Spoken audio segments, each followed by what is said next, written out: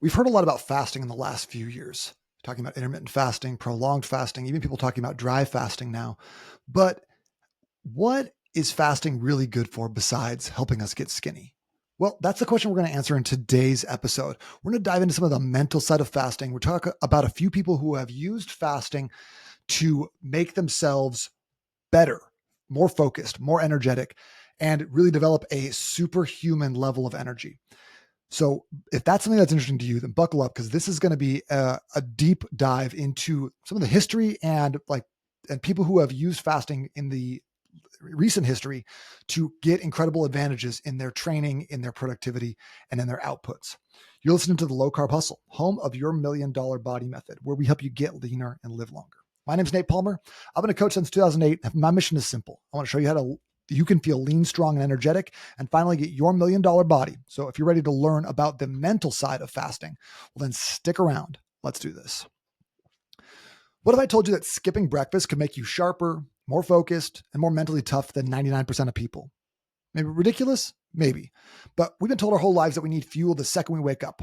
Breakfast is the most important meal of the day. Hunger makes you weak. You need to fuel your bodies 24/7. But here's the truth. In my opinion, hunger makes you dangerous. It makes you a better hunter. It makes you more able to do the things that you put your mind to do. I feel like the greatest warriors, some of the best CEOs, and the most forward thinkers in history have used fasting to sharpen their minds, push their limits, and even outwork people around them. For example, Jack Dorsey used it to build Twitter. George St-Pierre, one of the most famous UFC fighters of all time, used it to dominate in his weight bracket. And monks have used it for centuries to train their minds and focus their willpower. And I'm going to show you how you can use fasting today to unlock superhuman focus, unbreakable willpower, and elite productivity. So let's dive right in. I want to talk about Jack Dorsey. This is one I didn't really know about until I was doing some research for this episode. He is the ex-CEO of Twitter, in case you didn't know, now X. He wasn't just a billionaire tech bro from Silicon Valley, though. He was obsessed with mental optimization, kind of one of the earliest biohackers. And one of his biggest weapons that he used in his arsenal was fasting. He didn't eat breakfast. He didn't even eat lunch. And for most of the time while he was running Twitter, he was only eating one meal per day and then fasting over the entire weekend. He said it's because it made him feel sharper than ever before. The quote was, "I felt like I was in a constant flow state. My focus was insane. My stress disappeared and it felt like a superpower." And if you ever fasted longer than 24 hours, you understand how this feels. I always feel like this happens on day 2. So if you fast, let's say you start fasting on a Thursday night, you wake up Friday, you go through, you don't eat dinner Friday night, you wake up on Saturday morning and you feel like an absolute animal. You're mentally on point. You're dialed in. Everything, it feels completely different. The coffee just hits way harder. And the science behind this is still developing, but here's what we know. When you fast, your brain releases brain-derived nootropic factor, which is called BDNF. It's like a miracle grow for your brain. BDNF increases your learning speed and increases your memory, increases your mental sharpness. It literally will help your brain grow more neurons, which helps it function more efficiently. Some studies are showing that fasting can actually increase BDNF by up to 400%, which means that your brain fires faster, works faster, feels better than the average person who's eating a bunch of bagels and Cinnabons in the morning. So if you're feeling groggy, distracted, or you struggle to focus, fasting is like flipping a switch in your brain that'll take it from foggy to razor sharp. People have been using this for years. So I think this is something that we can definitely start using, not just as a tool for our own fitness and health, because there's a lot of benefits to this outside of the mental side. There's a lot of benefits from a health perspective, helping you eat less calories, keeping your body in the state of autophagy where you're breaking down old and broken down cells and replacing them and repairing them.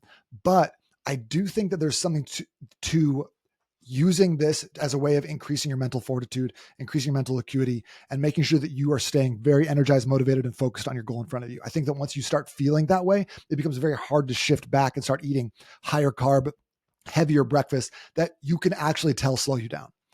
And I know that fasting makes you think faster, right? But what about like physical performance? A lot of people will tell you don't fast if you're going to be doing a workout or be training hard because you need all the extra calories. And so that's why I thought it was interesting to bring up George St-Pierre. He's one of the greatest UFC fighters of all time. And he started intermittent fasting in his training camps, and not just to lose weight, but because he noticed something interesting. When he trained fasted, he felt like he was more explosive and more dialed in with his training. He said his opponents would gas out by round 3, but he was still super sharp. He had really, really good cardio even into round 5. And then he said he felt like a hunter, not a fighter, which I think is very interesting because if you think historically, when we were out hunting woolly mammoths, most of the time we weren't eating 6 meals per day because we didn't have access to refrigerated food. So most of the time when we were hunting, it was on an empty stomach when we were hungrier.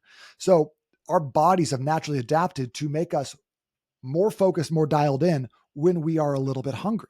So if you can take this concept and reframe it, when you are hungry, when you feel those hunger pangs, you're not hungry, you're dialed in, you're focused, and you can start creating that frame in your brain. This becomes an easy way to get more done during the day. And here's why. Was it when you fast, your body doesn't shut down, it adapts to. Your brain releases norepinephrine and dopamine, which is which actually creates that sympathetic nervous system arousal, kind of puts you in more of like a go, go, go state. Your body will also start tapping into stored fat as fuel, which provides steady, clean energy instead of sugar crashes. Our bodies will always use preferentially the food we ate most recently. So it's harder to burn fat if you are constantly feeding your body food. Your body will always burn the food you're eating first. And then what's really interesting is that your memory gets better. You can do a better job of taking short-term memory and translating it to long-term memory, but your reflexes get faster as well. And the thing I thought was so interesting about George St-Pierre, that's since being studied more rigorously about fasting, is that your endurance goes through the roof. And there's some speculation that it's because of your switching over from using carbohydrate pathways for energy to using like a stored fat for fuel. We haven't quite gotten to the root of it, but test this out on your own. I feel like, especially with cardiovascular stuff, jiu-jitsu, long races, bike stuff,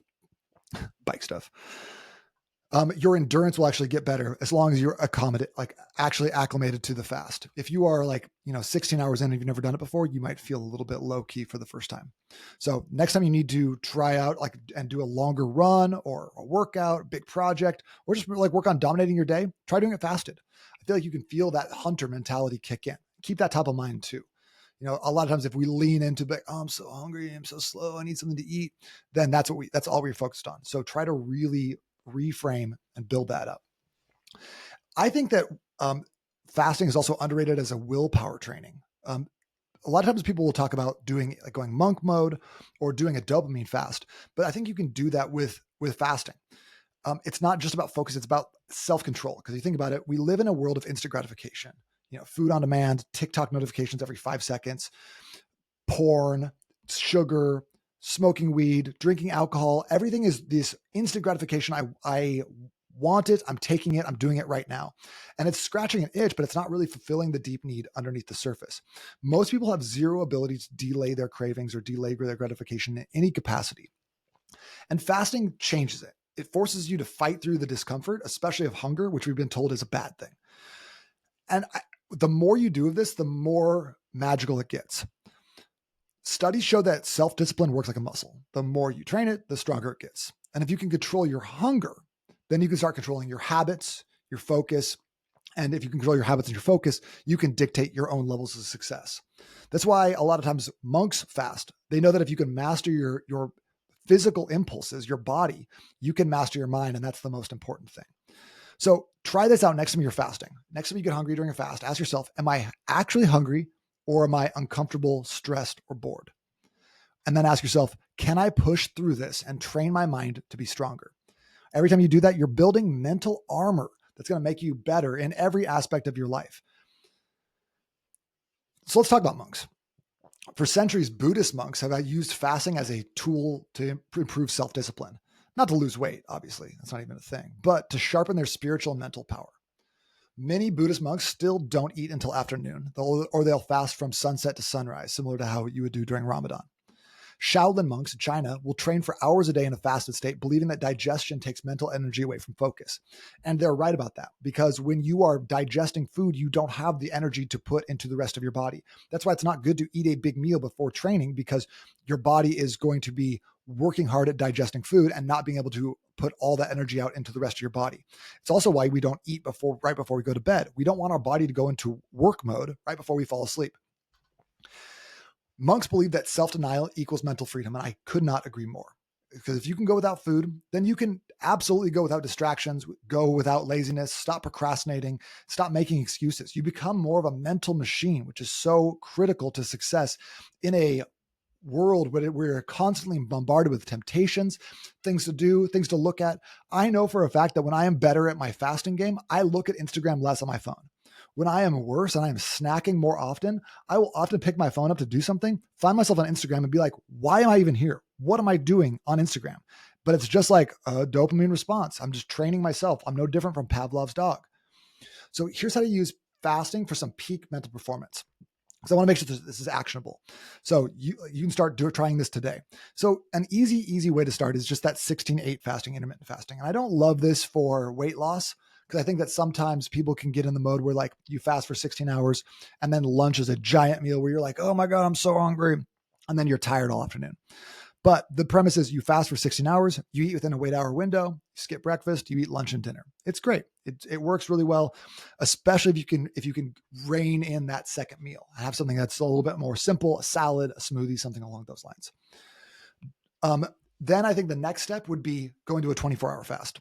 Easiest way to do this, in my opinion, is stop eating after dinner on Thursday night and then eat again after dinner, or eat again for dinner on Friday night. So you're only skipping basically breakfast and lunch. And then once you get there, that's when the real magic starts. Then we start with a 36-hour fast. So go from from dinner to breakfast. So Thursday night to Saturday morning, and then push to 48 hours. And that's a really, really cool place to be. A lot of people report feeling really hungry in that last like 4 hours of a 48-hour fast.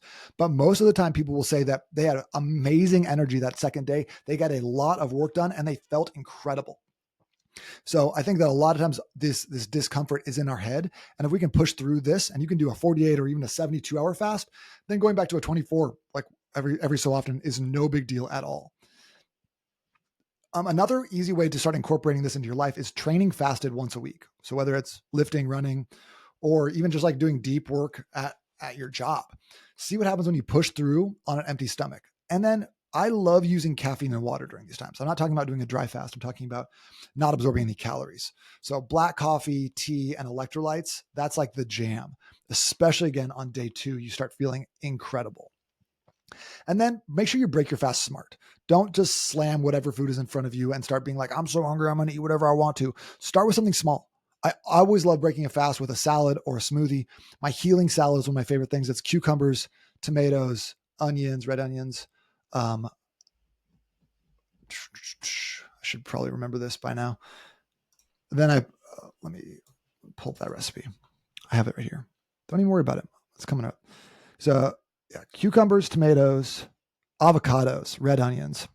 Mix it all together in a bowl. Then a little bit of apple cider vinegar on top of that, and then the juice of like half of a lemon. And then if you want to add a little protein to it, some chicken or something like that, that's a good way to do it. That is a great option. Or what I like to do is do like a protein shake. Do 2 scoops of the whey protein, throw in some spinach, a little bit of almond milk. And then I'll usually use that as a way of putting in I'll put in like vitamin D or some minerals, some creatine. I always put in some sea salt as well. Just trying to make sure that it is very, very nutrient dense foods. And then the last one I would say is just challenge yourself. Next time you feel that hunger, even if you're like, it's just between breakfast and lunch, challenge yourself, lean into it, see it as a mental training element and not suffering. And I think this is one of the best things we can do for ourselves long-term, is not allowing ourselves to eat every single time we feel like eating it, every time we feel just a tiny bit hungry. Try to push through those sensations, because most of the time you're not hungry, you're stressed, you're bored, or you're uncomfortable, and you're leaning to food for comfort. And the more we train ourselves to eat food to comfort ourselves, the more we want to do it, the worse our health gets. So if you could start reframing hunger as energy and as being more in that hunter mindset, the better you're going to be when it comes to getting work done, delaying gratification, and avoiding those like the pitfalls that we all fall into in our high, like fast-paced society with so much temptation all around us all the time. So my challenge to you is this week, do a 24-hour fast. Try it. And if you don't feel like comfortable doing that, then do it 16-8, skip breakfast. And when you feel hungry, don't react, just notice it, push through, see how sharp your mind gets and how you feel. And then if you wanted to go deeper, just DM me on Instagram @_million-body. DM me the word fast, and I'll send you my full breakdown on using fasting to turn your brain into a weapon by using a 48-hour fast. Hopefully this was helpful for you. Hopefully you are inspired to try this out, not just as a way of getting better health, but actually of dominating your life and feeling better than you've ever felt before by following in the footsteps of a lot of people who are much smarter than me. Until next time, stay sharp, stay fasted, keep dominating.